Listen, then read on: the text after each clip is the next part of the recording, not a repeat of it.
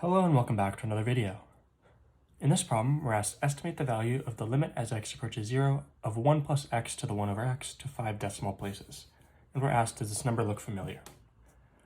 So the easiest way to do this is to take a value of x that is very, very, very close to 0.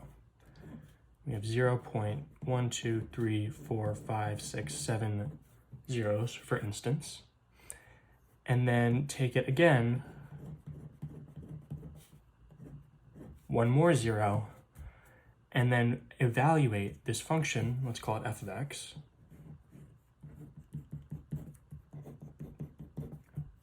at these values.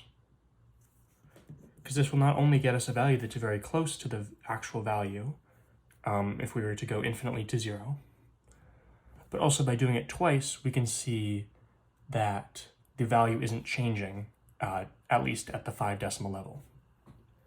And if we just plug this into a calculator, we will get a value of approximately 2.71828. And then if we plug in x with this value, we also get 2.71828. They're asking, does this value look familiar? Because this value, as it is coming out in the calculator, is extremely, extremely close to e. And if you were to take the value of the function all the way to x is equal to 0, then you would get exactly e. And the value of the limit is exactly e. So we just write that here.